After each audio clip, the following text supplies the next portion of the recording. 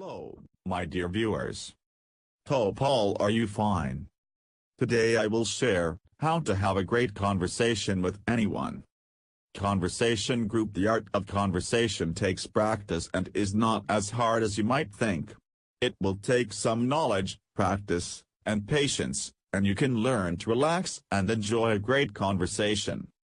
With these tips, you will be well on your way to having a good, meaningful and entertaining conversation with anyone. Make a good first impression. Smile, ask questions that require more than a yes, no answer, and really listen. Maintain eye contact and keep as friendly and polite as possible. Listen. This is the most important part of any conversation. You might think a conversation is all about talking, but it will not go anywhere if the listener is too busy thinking of something to say next.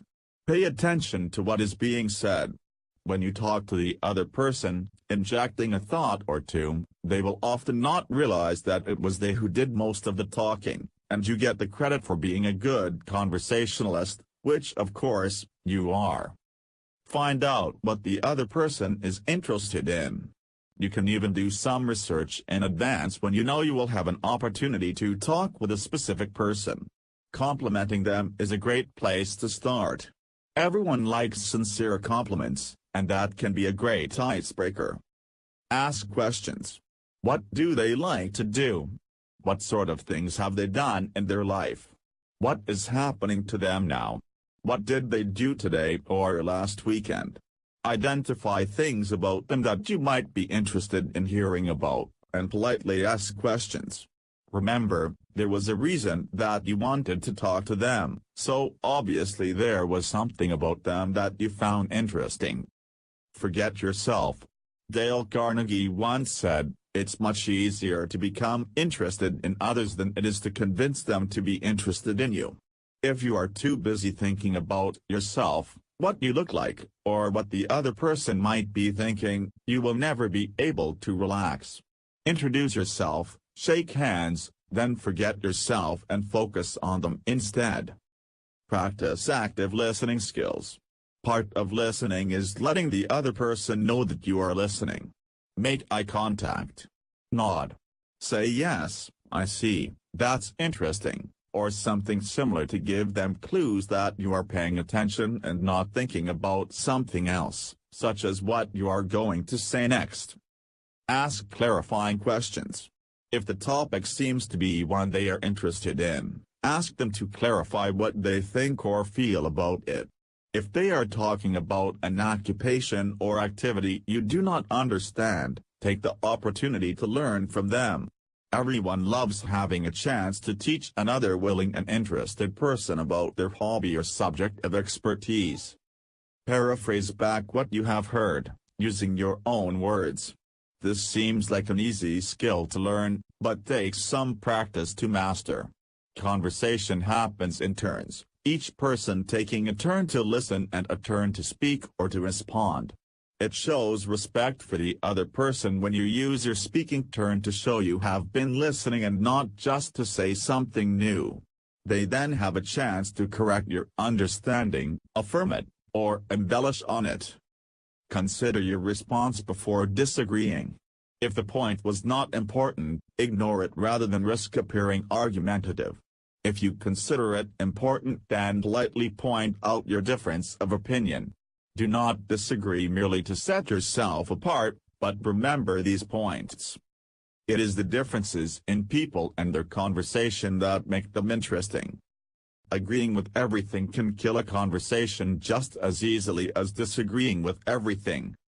A person is interesting when they are different from you. A person is obnoxious when they cannot agree with anything you say, or if they use the point to make themselves appear superior. Try to omit the word "but" from your conversation when disagreeing with this word often puts people on the defensive. Instead, try substituting the word "and," it has less of an antagonistic effect. Consider playing devil's advocate, which requires care. If your conversation partner makes a point, you can keep the conversation going by bringing up the opposite point of view. Introduce it with something like "I agree, aunt." If you overuse this technique, however, you could end up appearing disagreeable or even hostile. Do not panic over lulls. This is a point where you could easily inject your thoughts into the discussion.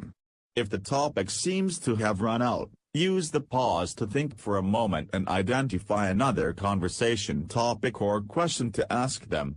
Did something they said to remind you of something else you have heard, something that happened to you, or bring up a question or a topic in your mind? Mention it and you will transition smoothly into the further conversation. Know when the conversation is over. Even the best conversations will eventually run out of steam or be ended by an interruption. Shake hands with the other person and be sure to tell them you enjoyed talking with them. Ending on a positive note will leave a good impression and likely bring them back later for more. Warnings. Choose carefully when asking personal questions. You do not want to venture into overly personal issues. Even if the other person might be willing to talk about it, you may end up learning things that you really do not want to know. You certainly do not want the other person to think afterward that you coerced them into revealing personal information. Be sincere. Compliments are great, but too much flattery is obvious and will reveal you as being insincere. Beware of topics that can be inflammatory, such as religion and politics, and don't venture into them unless you know the person has roughly the same convictions as you, or the circumstances otherwise allow for pleasant discussion. Again, it's fine to disagree and can be nice to talk about differences, but it can also be a quick step toward an argument. Try not to argue.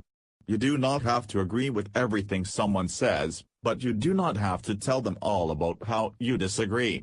If you feel the need to explain an opposing viewpoint, express it simply and without putting the other person on the defensive. It is better to simply change the subject in a casual conversation than to get involved in an argument. Try not to nod or respond with "yes and I see so much." It might make the person think you are bored and sometimes it may seem like you are rushing them along. Never say anything hurtful or offensive to the other person. This may project a bad feeling between you. If it is a planned conversation, try listening to the news in case you run out of things to say. It is always a good solution. Also, try not to cut the person off mid-sentence. It seems disrespectful and it makes it seem like what you have to say is more important than what the other person has to say. Let the person finish their thoughts and then continue on with thoughts of your own. The above topics have been collected. If you like my video, please subscribe, like and click on the bell icon. My all video and sound are generated by computer application. Trustworthy. LK DOS.